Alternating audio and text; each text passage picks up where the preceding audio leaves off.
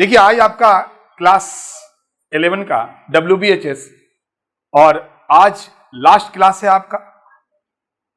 आपने माथुर सर के ऊपर फेथ दिखाया, एक एक चैप्टर को हम लोगों ने आपको बहुत अच्छे से बता दिया। बट शुरुआत में हमने बोला था टोटल चैप्टर कितने हैं, जरा बताइए तो, कोई भी बताइए तो कितना चैप्टर है? 19, यानी 19 चैप्टर्स हैं।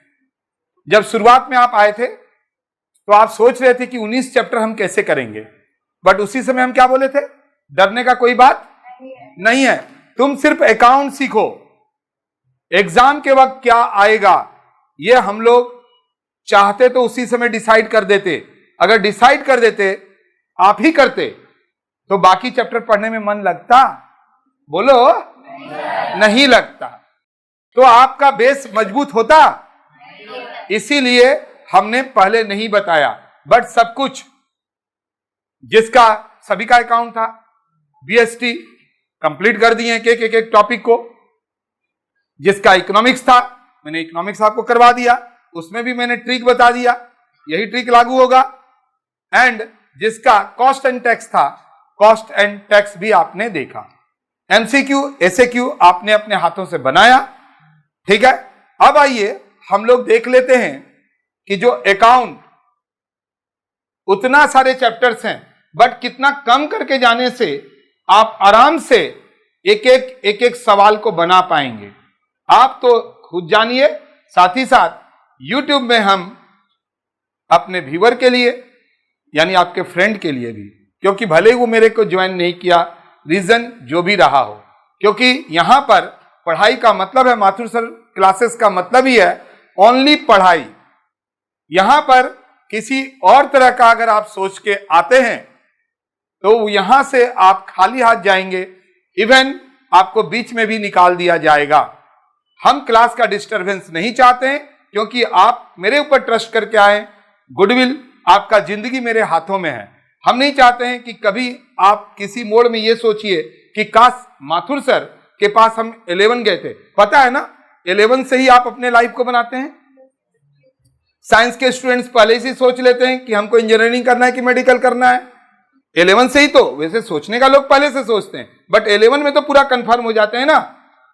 बट आप कॉमर्स के हैं, आप भी कुछ ना कुछ सोचे होंगे। मैंने तो कभी पूछा नहीं, अभी बाद में पूछेंगे 12 में।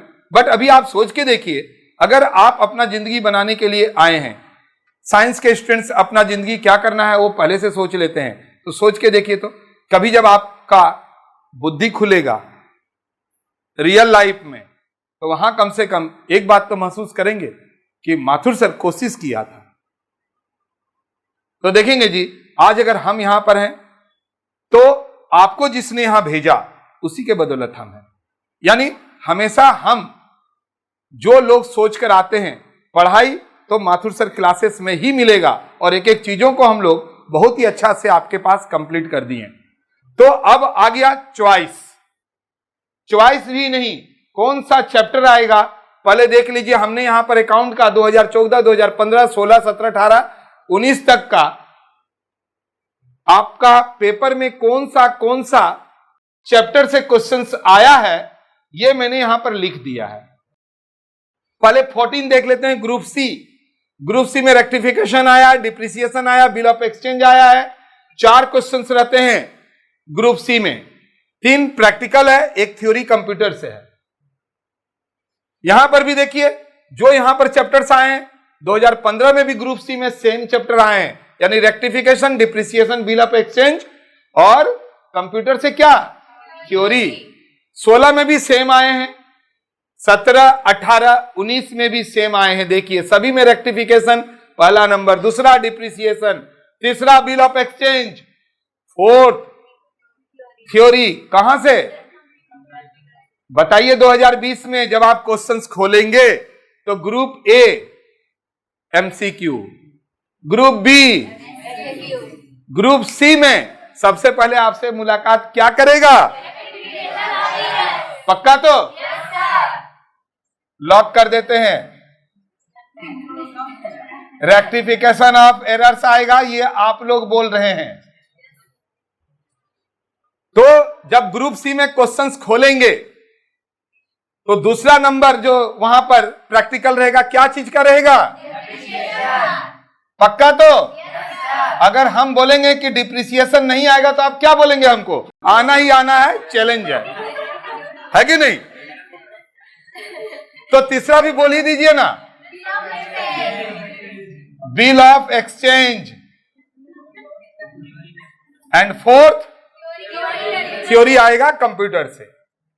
देखेंगे जी, जो ऑनलाइन देख रहे हैं मेरे वर्ड पर ध्यान देंगे, क्योंकि जगह कम है, इतने सारे पीछे से हम लोग आ रहे हैं। शायद इस बार आपके बाद न्यू सिलेबस भी आ जाए। सभी कोई ग्रुप सी में जो यहां पर मेरे स्टूडेंट्स हैं, मेरे ऊपर फेथ किए हैं, जो मेरे YouTube को फॉलो करते हैं, यानी ऑनलाइन स्टूडेंट्स हैं जो मेरे को ऊपर फॉलो करते हैं एंड मेरे ऊपर ट्रस्ट रखे हुए हैं, वो समझ लीजिए पहला रेक्टिफिकेशन आएगा, दूसरा डिप्रिसिएशन, तीसरा bill of exchange and fourth computer. हम तो नहीं बोल रहे हैं, ये लोग खुद ही बोल रहा है। तो सोच सकते हैं कि हमारे बिहाफ में इतने लोग बोल रहे हैं, कितना कॉन्फिडेंस से आपके कानों में आवाज गया होगा। अब आइए ग्रुप डी में चलते हैं। ग्रुप डी में आप देख रहे हैं जो पहला क्वेश्चन है उसके साथ और हमेशा आ रहा है, लेकिन दूसरा नंबर हर एक में non profit non profit non profit non profit है। तो नो डाउट क्या आएगा? बोलिए, नॉन प्रॉफिट ही आएगा, यानी इसमें कोई चॉइस नहीं है। तीसरा नंबर सिंगल एंट्री, हर एक में सिंगल एंट्री, लेकिन यहां पर एक बात आप लोग को भी जानना जरूरी है। सिंगल एंट्री में जब आपको हम पढ़ाए थे तो सबसे पहले आप देखे होंगे बहुत सारे कोचिंग में एंड बहुत सारे स्कूलों में सिर्फ सिंगल एंट्री का पहला पार्ट पढ़ाता है, जहां पर आप कंबाइंड स्टेटमेंट ऑफ अफेयर्स और स्टेटमेंट ऑफ पीएल निकालते हैं। सेकंड पार्ट तो पढ़ाता ही नहीं है, जहां पर डेटर और क्रेडिटर अकाउंट बना के दिखाना है या आना है। तो आप सोच सकते हैं कि मैंने आपको क्या बताया, वो तो मैंने पढ़ाया ही। अगर हम पहले बता देते तो आप शायद नहीं करते, लेकिन अब देख लो यहां पर हम लोग देख रहे हैं सिंगल एंट्री के अंदर पहला पार्ट से नहीं आ रहा है। कहां से आ रहा है? Second part. और सेकेंड पार्ट में पहला आया क्रेडिटर अकाउंट, फिर डेटर, फिर अब क्या आएगा? तो सिंगल एंट्री में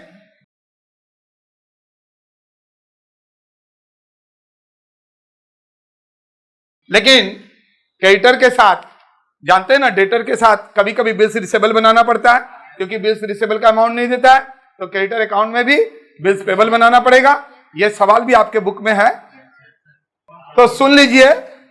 2009 में इन लोगों ने खोज के बताया कि क्रेडिटर अकाउंट में जो बिल्स पेबल पहले बनाना है, बिल्स पेबल का अमाउंट नहीं देगा, वो निकालना है और इसके बाद ही क्रेडिटर अकाउंट बनाना है।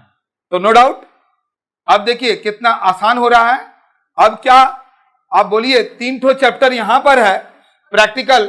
अगर किसी को भी प्रैक्टिकल से डर लगता है या जिसके यहां प्रैक्टिकल बढ़िया से नहीं करवाया है, तो क्या आप इतने गए गुजरे हैं कि आप 3 चैप्टर यहां से और 2 चैप्टर यहां, 5, एक फाइनल अकाउंट 6 और अभी एक जो चॉइस करेंगे, आज 7 चैप्टर नहीं कर पाएंगे?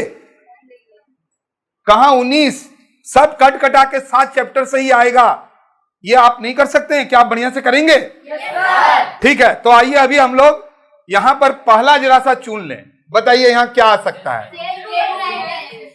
यानी हम लोग क्या देख रहे हैं कि यहां पर जो आया वो फिर यहां पर रिपीट हो गया।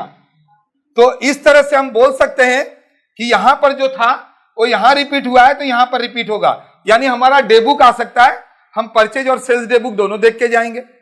यानी डे बुक दोनों, अब डे बुक अब लेंगे सर परचेज और सेल्स दो नहीं हो गया। अरे ऊपर में परचेज लिखते हैं तो परचेज होता है, सेल्स लिखते हैं तो सेल्स होता है, यानी आएगा डे बुक। क्या आएगा? Day book. और करके तो आना ही है, जब और करके आ रहा है तो ट्रायल, तो डे बुक के साथ और करके ट्रायल बैलेंस आएगा। तो देख लीजिए आप कितने कॉन्फिडेंस के साथ काम कर रहे हैं। हम बताए थे ना कि लास्ट के क्लास में हम ये सब करवा देंगे, ताकि खुद से चुनेंगे तो एक कॉन्फिडेंस आता है। अगर हम बोल देते देखो ये सब आता, और अगर ये चीज जज नहीं कर देते, तो आपको लगता है ना अगर नहीं आएगा तो ग्रुप ई भी बता दीजिए ना, क्यों फाइनल अकाउंट कंपलसरी है।